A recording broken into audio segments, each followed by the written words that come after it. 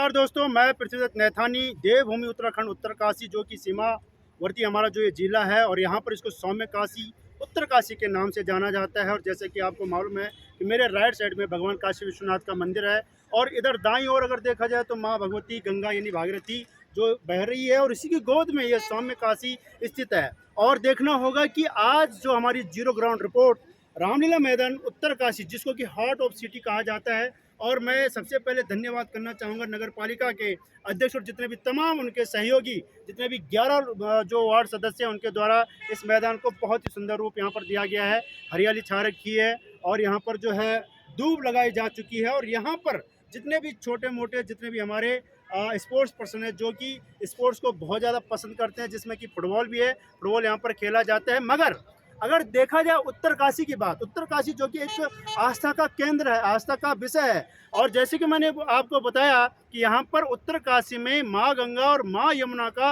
उद्गम स्थान है। इसी जिले से जो है माँ भगवती गंगा और यमुना का यहाँ पर जो है प्रभाव होता है। और प्रत्येक साल यहाँ पर यात्रा सीजन में कई श्रद्धालु भक्त, कई पर्यटन लोग, कई देश विदेश के लोग यहाँ पर आते हैं और बहुत ही आस्था का केंद्र है। आज मेरे साथ यहाँ पर बीजेपी के विस्तारक श्री जितेंद्र सिंह चौहान जी और जो कि टेरी लोकसभा के अपने आप में जो है एक अध्यक्ष हैं और जितेंद्र चौहान जी, और दूसरे मेरे साथ जो हैं सूरज जबरा जी जो कि सेवा दल के संयोजक हैं। आज हमारे साथ खास और हमारा जो मेन मुद्दा और जो मेन सब्जेक्ट है वो ये है कि उत्तरकाशी, जैसे कि मैंने आपको बताया, यहाँ पर धार्मिक क्षेत्र है, धर्म की नगरी है और वैसे भी पूरे उत्तराखंड को धर्म की नगरी, देव नगरी कहा जाता है। मगर जहाँ तक बुच्चर खानों की बात और मीट मांस की अगर बात की जाए तो यहाँ पर पूरी तरह से प्रतिबंध होना चाहिए और प्रतिबंध होना चाहिए, जिससे कि यहाँ के जो हमारे जितेंद्र चौहान जी उन्होंने प्रशासन को 2 बार लिखित रूप से, मौखिक रूप से प्रशासन को अवगत कराया, मगर प्रशासन कुंभकर्ण निद्रा में सो रखा है। अभी तक उन पर किसी भी प्रकार की कोई कार्यवाही नहीं हुई है। तो मैं सीधे चलता हूँ जितेंद्र चौहान जी के पास और पूछना चाहूँगा कि सर, अगर जितेंद्र जी, सबसे पहले आपका बहुत बहुत स्वागत। आपने शासन प्रशासन को जिस प्रकार से बुच्चड़ खाना और मीट की दुकान बंद करवाने के संबंध में जब वहाँ पर लिखित रूप से और वहाँ पर वार्तालाप हुई तो आपको क्या उन्होंने जो है एक उद्देश्य दिया कि इसका बंद होना बहुत ज़रूरी है या नहीं ज़रूरी है, अगर बंद होना है तो कब तक होगा? अभी जब हमने जिलाधिकारी महोदय से मिलकर और उनको इस संबंध में ज्ञापन प्रस्तुत किया कि माँ गंगा का उद्गम स्थल, उस उद्गम जनपद स्थल है यह और बाबा के काशी विश्वनाथ की नगरी है, तो यहाँ पर जो माँ गंगा जितनी भी मीट की दुकानें चल रही हैं, मांस की दुकानें चल रही हैं, वह सब माँ गंगा के तटों पर चल रही हैं, किनारे पर चल रही हैं, जो किसी भी मानक को या भारत सरकार के जियो को पूर्ण नहीं करती हैं।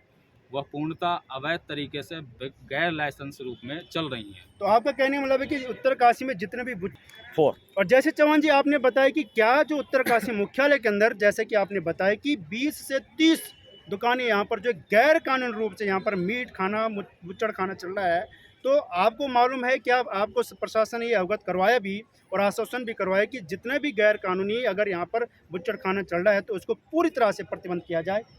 बिल्कुल, प्रशासन ने हमें आश्वासन दिया है कि इस पर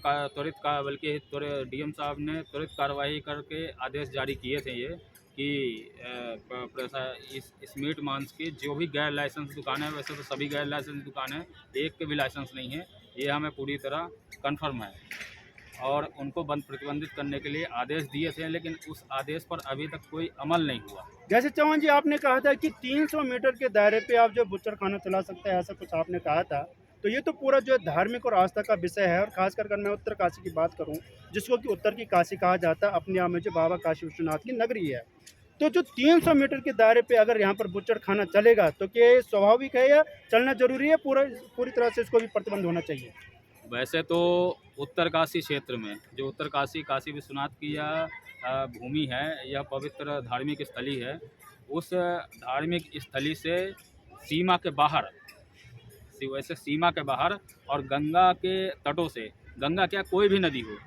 उन नदी के तटों से भारत सरकार के जियो में जो दिया गया है कि 300 मीटर के अंदर में कोई भी किसी भी प्रकार की इस तरह की अवैध दुकानें नहीं चल सकती। चौहान जी, अभी आपने कहा कि कोई भी नदी हो, मगर जहाँ तक अगर मैं शास्त्रों की बात करूँ, हिंदुत्व की बात करूँ, हिंदुत्व की बात करूँ, तो उसमें तो ये है कि गंगे च यमुने चैव गोदावरी सरस्वती नर्मदे सिंधु कावेरी जलेस्मिन् सन्निधिं कुरु, क्योंकि शास्त्रों में हमारी 7 नदियों को बहुत पवित्र माना गया है। तो आपने कहा कि कोई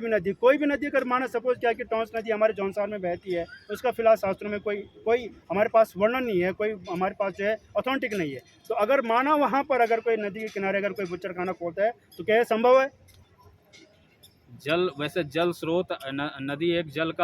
क्योंकि उसी नदियों का हम पानी पीते हैं, जल पीते हैं, तो वह जल की स्वच्छता को बनाए रखने के लिए भी भारत सरकार ने अपने जियो में दे रखा है बाकायदे इसको, कि किसी भी नदी या जल स्रोत के 300 मीटर के अंदर में किसी प्रकार की इस तरह जिससे गंदगी फैल रही हो, उस तरह की दुकानें या कोई गतिविधियां नहीं हो। जैसे कि आपने कहा कि जल ही विष्णु है, जहाँ पर जल की धारा दिखती है हमें वो विष्णु के रूप में दिखाई देते हैं। और मैं अब सीधे जाना चाहूँगा सूरज डबराल जी के पास। सूरज डबराल जी, आप इस बुच्चड़खाने के बारे में क्या कहना चाहोगे? देखिए, उत्तरकाशी में जो आपने जैसे कहा कि बाबा काशी विश्वनाथ की नगरी है और माँ गंगा जी का गृह जनपद है, तो इसमें जो भी पिछले कई वर्षों से विगत विधर्मियों के, मैं कहना चाहूँगा कि विधर्मियों के द्वारा माँ गंगा की पवित्रता को भंग करने का काम और हिंदुओं की आस्था को ठेस पहुँचाने का काम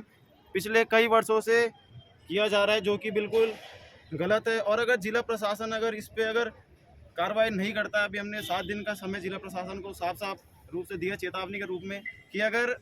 अगले 7 दिनों के अंदर प्रशासन इस पर कोई कार्रवाई नहीं करता है तो हम लोग समस्त हिंदू संगठनों के साथ, समस्त युवाओं के साथ सड़कों पर निकलेंगे और जिला प्रशासन का घोर विरोध करेंगे। डबराल साहब, आपने जो जिला प्रशासन को अपना ज्ञापन दिया है, अंततोगतो जिला प्रशासन ने आपको क्या ये सजेशन दिया है कि ये मतलब जो भी आपको उन्होंने जो समय दिया है, समय के अंतराल में ये बुच्चड़खाना बंद हो सकता है? बिल्कुल देखिए, हो सकता है, संभव है, क्योंकि जो भी ये दुकानें चल रही है, अभी हमारे बड़े भाई साहब जितेंद्र जी भी बता रहे थे कि सारी अवैध दुकानें जो भी काशी नगरी में चल रही है, सारी अवैध दुकानें हैं। तो अगर प्रशासन अभी इस पर अगर जांच करे, फूड इंस्पेक्टर अगर इस पर जांच करे, नगर पालिका अगर इस पर जांच करे, तो ये अगले 1 घंटे में और अगले 1 दिनों में ही बंद हो सकती है। बहुत बढ़िया। और जैसे कि आपने सूरज जी ने कहा था कि मगर मैं भी ये कहना चाहूँगा कि जहाँ पर प्रशासन की अगर बात है तो 2-3 साल से कोई भी प्रशासनिक अधिकारी यहाँ पर नहीं रह पाता, उनका तुरंत ट्रांसफ़र किया जाता है। और जो भी उनके द्वारा जो भी स्ट्रिक्टनेस यहाँ पे अपनाई जाती है, तब तक कोई दूसरा प्रशासन यहाँ पर जो है आ जाता है, मगर उसको समझने में लेट लग जाती है, देर हो जाती है, और फिर जो ये बुच्चड़खाने ऐसे जो है वापस संचालित किए जाते हैं। कहीं ना कहीं जो है बुच्चड़खाना भी है, मांस मछली की दुकान है, ये किसी भी राजनीति के दबाव में आकर ही चलते हैं। बहुत बहुत धन्यवाद। मैं पृथ्वीराज नैथानी, उत्तराखंड, उत्तरकाशी, देवभूमि रामलीला मैदान से। 1 मिनट थोड़ा कट करो, ये इसी में और ले चलते हैं आपको बुच्चड़खाने में कितने बुच्चड़खाने उत्तरकाशी में अवैध रूप से संचालित किए जा रहे हैं। अगली रिपोर्ट हमारी अगले जो भी जितने भी यहाँ पे सहयोगी टीम है, और यही कहना चाहूँगा कि न रहेगा भ्रष्टाचार और न रहेगा भ्रष्टाचार की खैर। बहुत बहुत धन्यवाद।